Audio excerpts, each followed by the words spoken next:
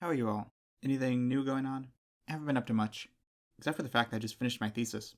It's 45 pages long, and each one of those pages represents 5% of my life force. Yes, I'm aware of the math on that.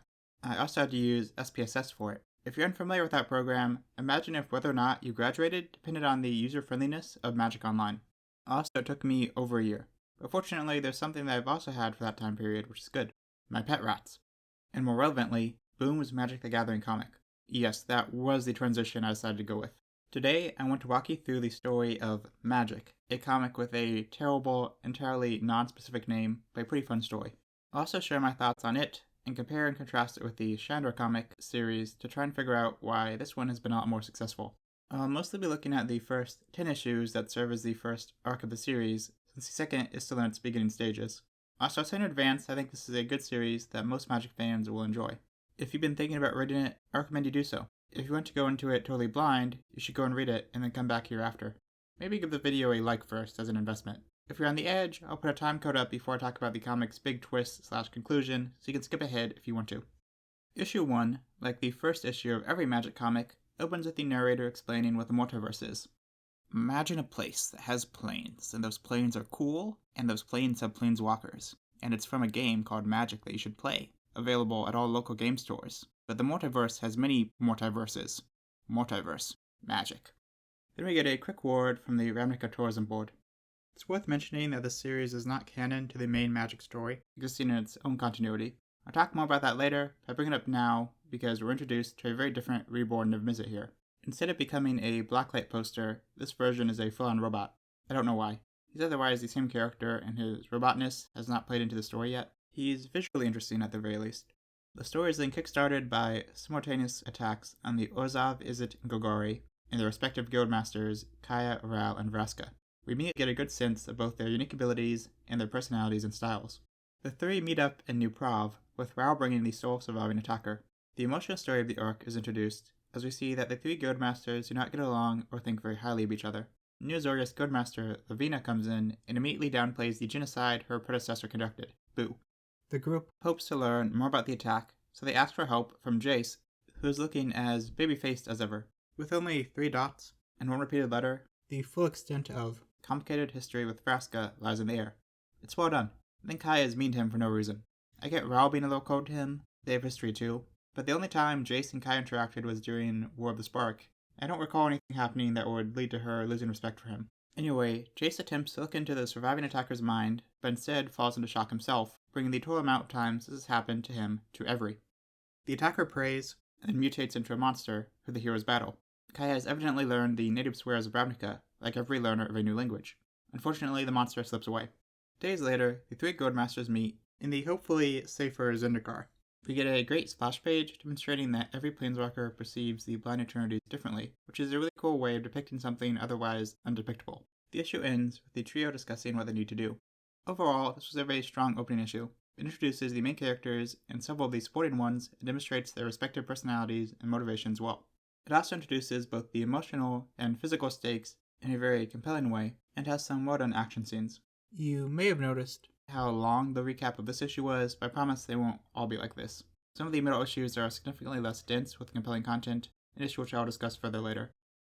Issue 2 opens with a continuation of the Zendikar conversation. Ral uses his electric Etch-a-Sketch powers to brainstorm. The 3 come to the conclusion that Jace was the real target. Meanwhile, some creep watches them in the shadows. The 3 return to Ravnica to visit the Guildless hospital where Jace is staying. Outside, some people with access to a very nice printer warn of an impending comet.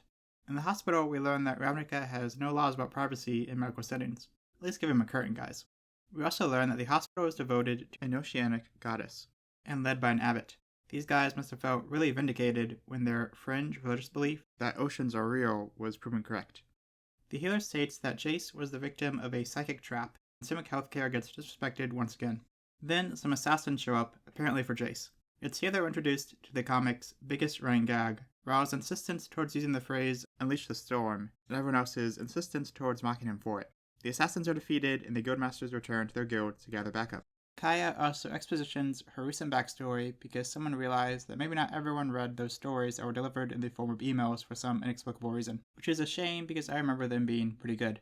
Then, 9 out of 10 guilds convene. Pay attention to that missing one, it'll be relevant. Hikara and Boborigmos are there, they don't really care about the situation, and that's fun. Kai points out that the Dimir aren't present because, much like American Congress people, Guildmasters are fully allowed to just not show up for work. Vraska suggests that she and the other Planeswalkers track down Lazav and question him, which each Guildmaster immediately agrees with. With all the energy of people in an in-person meeting that definitely could have been on Zoom. Then we flash back to Zendikar and learn that Tezzeret was a creep all along. Then in issue 3, nothing happens. Okay, that's not quite fair, but it is all a bit perfunctory. The issue is split between the Planeswalkers searching for the Dimir headquarters and an interspersing false flag terrorist attack silently perpetrated by a team composed of members of multiple guilds. I found the latter more interesting than the former. It's very well done. It's a very cinematic, opening of the Dark Knight quality to how tight it is. In contrast, I found the main plot a bit dull. Every problem the trio comes across is immediately dealt with. It feels like we're just killing time until we get to the end of the issue. The strength lies more in the character growth and interactions between the three than in the action. Each gets a better understanding of the others throughout the issue. We get a follow-up on Unleash the Storm, and it's cute. One of the highlights of the comic is Vraska explaining why Jace is so important to her. And the action scenes are fun and exciting to give each of the three a chance to prove themselves. The issue ends with the revelation that the Dimir headquarters have been destroyed. Issue 4 begins with the trio discussing their findings with Niv. Niv now believes that the Dimir are responsible for everything, while the trio begin to doubt, pointing out that the Dimir don't sign their work. Well, that was true at one point, but they started getting sloppy during Block 3. That night, Lazav visits each walker in their dreams, leading to what is undeniably the funniest visual in the entire comic. The very dreamscapes are full of cool visuals, which helps what would otherwise be a very dialogue-heavy sequence keep your attention.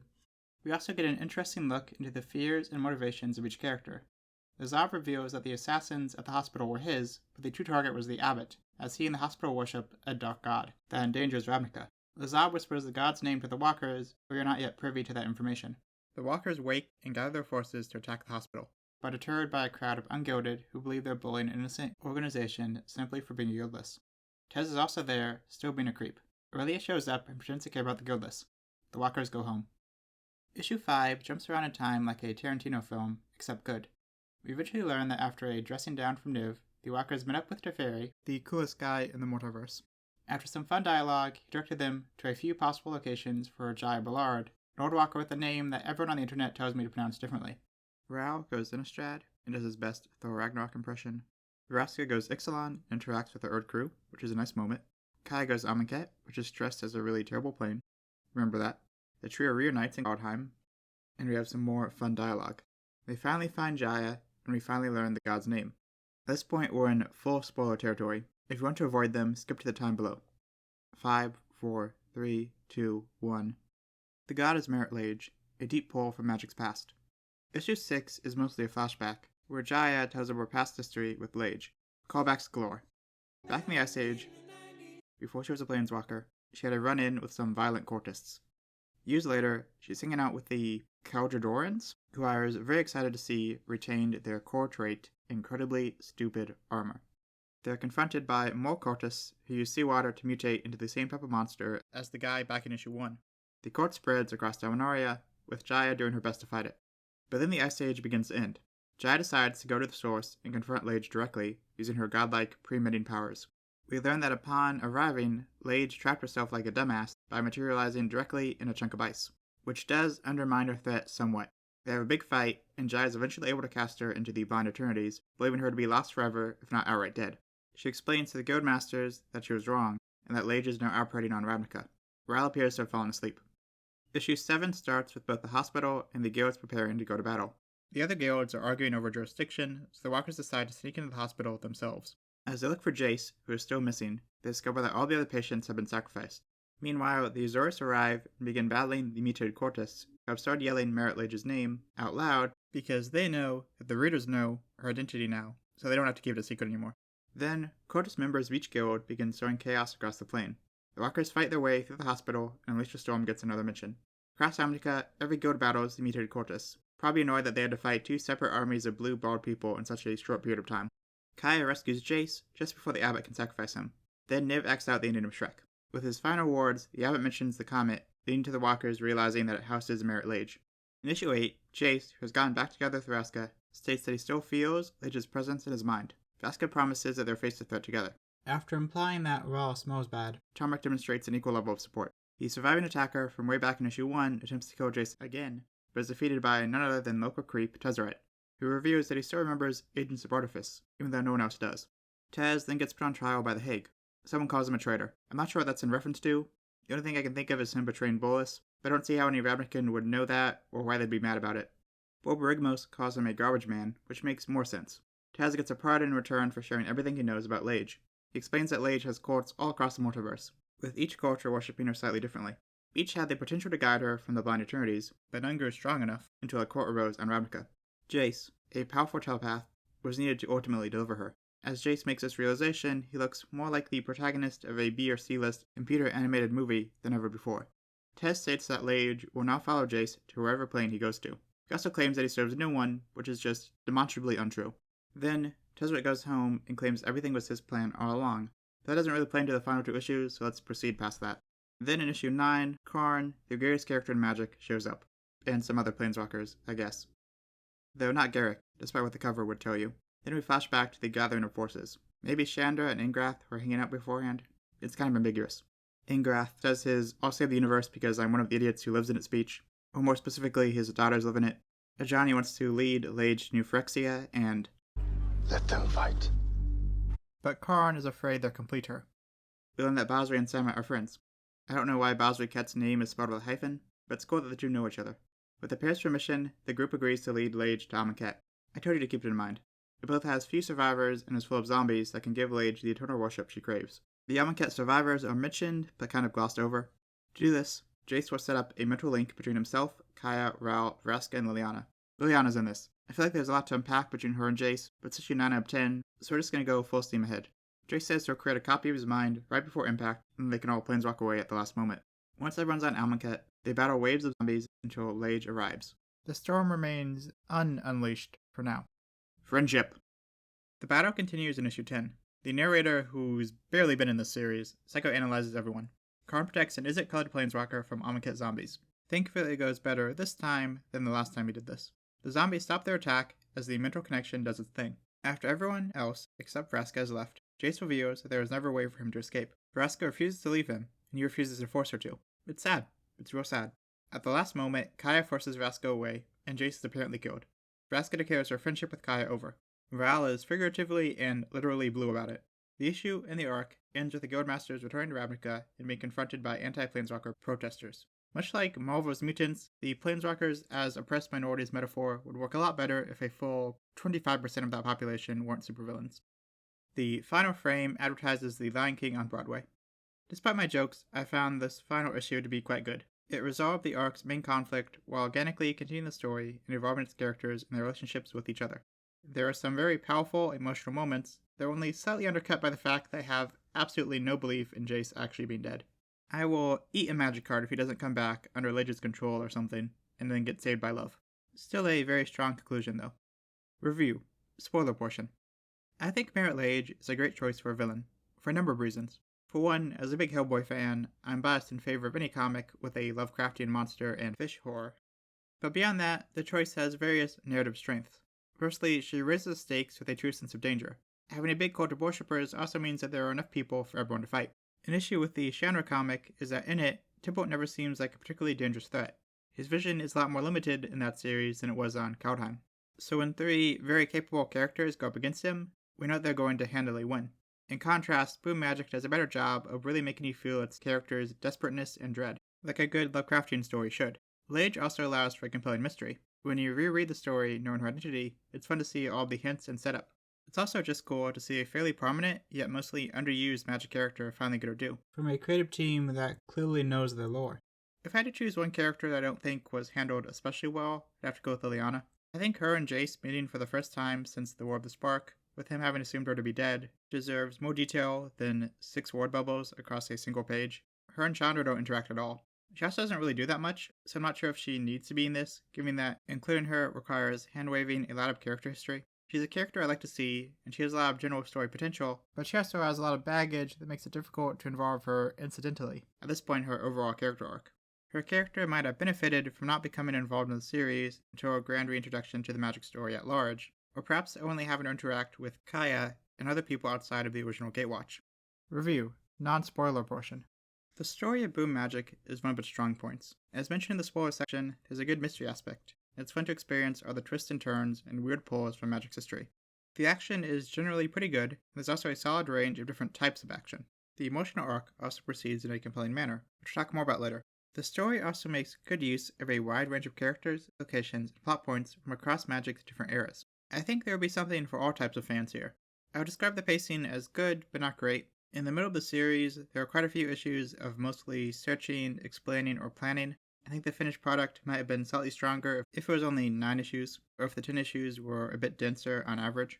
There's also a certain amount of hand-waving and fridge logic that's pretty unavoidable with this type of story. How did Tezzeret know the trio would be on Zendikar? Shouldn't the Amonkhet Planeswalkers be more concerned with the Plane survivors? How did the Cortes know that specifically its strongest member would be spared and brought in for questioning? Like I said though, almost any story with this many characters and such a varied magic system opens itself up to nitpicking, so I won't hold it against this one in particular. I have mixed, but mostly positive leaning feelings about the art. There are 2 elements of it that I don't love. The first is that everyone is babyface, bordering on cartoonish. My other issue is that at times the art seems under-detailed. For example, I think this is supposed to be Angrath, but it really just isn't clear. And when I say this, I do want to be cognizant of the fact that making this much art on a deadline is a remarkable feat that I absolutely could not do. Boom Magic has released monthly for over a year, keeping up a schedule that I frequently see the biggest titles from the biggest creators struggle with, so I understand the factors that potentially led to this style. I also respect that these are stylistic choices other people are going to respond to differently. What I do like about the art is that it's very bright and vibrant. You also occasionally get an especially detailed panel that looks really awesome. The art also gets to be creative and weird fairly often, with the story's myriad of different planes and dreamscapes and blind eternities. Action scenes are also drawn in a way that's both exciting and easy to follow, and I absolutely love the cover art. The covers are consistently incredible and creative. They play with perspective in very interesting ways and feature great, subtle details. They also make the characters look very godly, like Roman statues, which I think is really cool. There's a very mythological feel to them. However, I think the greatest strength of Boom Magic is its characters and the interactions between them. Everyone seems like themselves. It's clear that the creative team is very familiar with these characters and their personalities, backstories, motivations, and outlooks. Some people are maybe 10% snarkier than they usually are, but I don't think it's so extreme as to make anyone feel out of character. As mentioned, it also pulls characters from across Magic's history, so no fan is left out. The comic also handles character interactions well, both romantic and platonic, and adversarial for that matter. I also like that it has a solid mix of how it executes these relationships. You have established relationships that don't really change, such as Ral and Tomric, existing relationships that do change, such as the main trio, or Vraska and Jace, and you also have wholly new relationships. For example, the second arc has Chandra and Garrick meeting for the first time ever, despite having been introduced in the same set 15 years ago. Yeah, feel old. The vast majority of these interactions and relationships are handled very well, feeling true to the characters' respective histories, and also being entertaining to read. The main trio's evolving relationship is one of the driving forces of the series, and is handled very well. The 3 bounce off of each other in a compelling way, and the reader gets into the ups and downs of their friendship. Here is as good a place as any to discuss the canonicity of Boom Magic.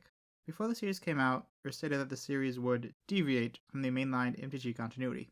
Anecdotally, I would say that seems like more people dislike this choice than agree with it, and I certainly understand why people want it to be canon, as it's fun and well written. However, I also feel like it's worth mentioning that by all accounts, non-canonicity was the approach that the series creators wanted. In an interview, Boom Studio Associates editor Amanda LaFranco stated that the series would start in the same place and go in a new direction.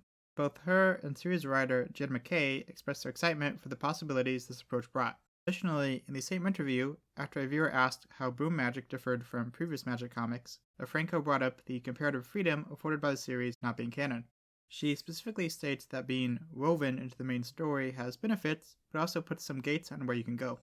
Chandra. She's talking about Chandra. Chandra's canon, even though the Magic Wiki is pretending it wasn't. The series was referenced in both an art book and a Magic story. Don't lie to me and say it wasn't canon. You ridiculous trash wiki. One of my biggest issues with Chandra was that it didn't feel very impactful. The war didn't change, and in the grand scheme of things, the characters didn't change very much either. When a Magic comic series is canon, there are going to be more limitations. Wizards probably isn't going to have a major status quo change occur in story material that isn't tied directly to a premiere set. If Boom Magic was written to be canon, there's a very good chance that the villain it uses would be off limits. It's extremely unlikely that the major thing that happens to a major character at the end of the arc would have happened. It would probably have access to far fewer returning characters. It seems like a lot of the things that made the series stand out, which led to people wanting it to be canon, could not have happened in the first place if it was canon. Additionally, I find that some, though certainly not all, of the people campaigning for the series to be canon are doing so specifically because they think the main magic story is bad and should be replaced. It's all subjective, of course, but I personally don't feel that way. I actually think that the magic story is in a pretty good place at the moment. That's right, in violation of fandom law, two things have arbitrarily been deemed opposing at the same time. Finally, I'd like to compare and contrast this series to Chandra to determine why one series was cancelled after 4 issues, while the other recently published their 13th with multiple spin-offs. Comic sales data can be difficult to parse, but it would appear that Boom Magic sold significantly better. Here's the sales data for the first 3 issues of each series, but the question remains as to why Boom Magic sold better. There are some elements that are more similar than different between the 2 series. Artistically, I'm mixed on both. Both do most, but not quite all, of the characters justice in terms of depicting them accurately and with depth. Both are stretched a bit too thin at points, in my opinion. However, 10 issues that could have been 9 flow a lot faster than 4 that could have been 3. Both also utilize Easter eggs and lore pulls well. Related to this, I feel both would probably be significantly more enjoyable to a Magic player than an unfamiliar reader. Despite both opening with explanations of basic Magic lore concepts, and both receiving comments from their respective creative teams that were written to be approachable by any comic fan. There's just so much character baggage and Magic lore weirdness in both, I'm not sure how enjoyable it would be to someone with no familiarity. Also, unlike some previous Magic comics, neither released with card inserts to increase appeal. However, Boom Magic has more variant covers, which seem popular, and increase collectability.